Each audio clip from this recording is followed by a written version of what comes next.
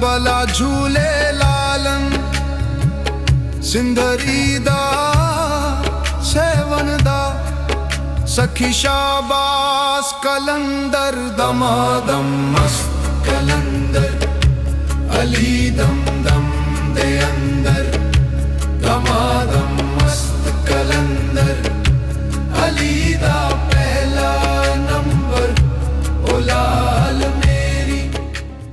دنیا صرف آنکھ سے دیکھی جانے والی دنیا نہیں، اس دنیا میں ایسے لوگ بھی آئے ہیں جنہوں نے اپنے دل کو اللہ کی محبت سے روشن کیا ہے، وہ لوگ جنہوں نے نفرتوں کے اندھیروں میں محبت کے چراغ جلائے، وہ لوگ جنہوں نے انسان کو انسان سے جوڑنے کا پیغام دیا۔ انہی عظیم ہستیوں میں ایک نام صدیوں سے دلوں میں زندہ ہے، وہ نام ہے لال شہباز قلندر کا، ایک ایسا درویش جس نے بادشاہوں کو بھی عاجزی کا درس دیا، ایک ایسا قلندر جس کی روحانیت آج بھی لوگوں کے دلوں کو جھنجھوڑ دیتی ہے، اور ایک ایسا ولی جس کا دربار آج بھی لاکھوں دلوں کا سہارا ہے۔ حضرت لال شہباز قلندر کا اصل نام سید عثمان مروندی تھا۔ آپ کا تعلق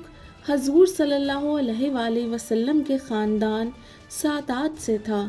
آپ کا شجرہ نسب عظیم امام جعفر صادق تک جا پہنچتا ہے۔ آپ کی ولادت تقریباً 1177 میں ہوئی۔ آپ کی پیدائش مروان میں ہوئی۔ آپ کے والد سید کبیر الدین شاہ ایک نیک اور متقی انسان تھے۔ بچپن ہی سے آپ کے اندر روحانیت کے آثار نمایاں تھے۔ کم عمری میں ہی آپ نے قرآن حفظ کر لیا۔ آپ نے علم فقہ، حدیث اور تصوف حاصل کیا۔ علم اور معرفت کی تلاش میں آپ نے کئی علاقوں کا سفر کیا۔ آپ ایران، عراق اور خراسان کے علاقوں میں گئے۔ بعد ازاں آپ برصغیر کی سرزمین پر تشریف لائے اور سندھ کے شہر سہون شریف کو اپنا مسکن بنایا۔ آپ کو لال اس لیے کہا جاتا ہے کیونکہ آپ سرخ لباس پہنتے تھے۔ آپ کو شہباز اس لیے کہا جاتا ہے کیونکہ آپ کی روحانیت بلند پرواز عقاب کی مانند تھی، اور قلندر اس لیے کہا جاتا ہے کہ آپ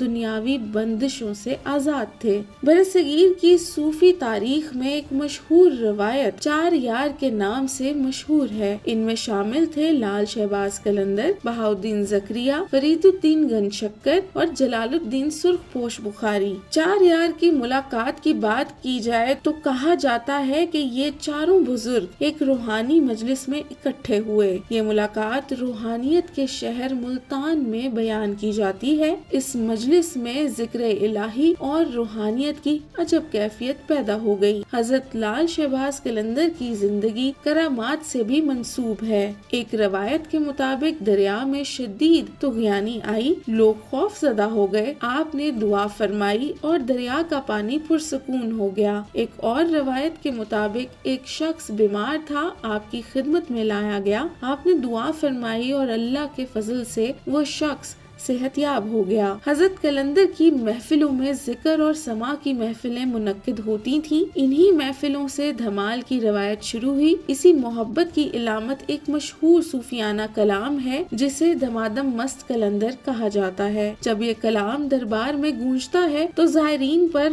وجد کی کیفیت طاری ہو جاتی ہے۔ حضرت لال شہباز قلندر کا وصال 1274 میں ہوا۔ آپ کا مزار لال شہباز قلندر شرائن میں موجود ہے۔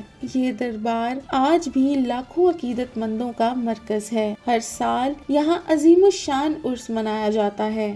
صدیاں گزر گئیں، بادشاہ بدل گئے، زمانے بدل گئے، مگر ایک چیز نہیں بدلی، وہ ہے لال شہباز قلندر کی محبت۔ آج بھی جب سہون کی فضا میں دمادم مست قلندر کی صدا گونجتی ہے تو دل بے اختیار جھوم اٹھتے ہیں۔ اگر آپ کو اولیاء اللہ کی ایسی روحانی کہانیاں پسند ہیں تو ہمارے چینل سفر دربار کو ضرور سبسکرائب کریں، ویڈیو کو لائک کریں اور بیل کے نشان کو دبائیں تاکہ نئی روحانی ڈاکیومنٹری سب سے پہلے آپ تک پہنچے۔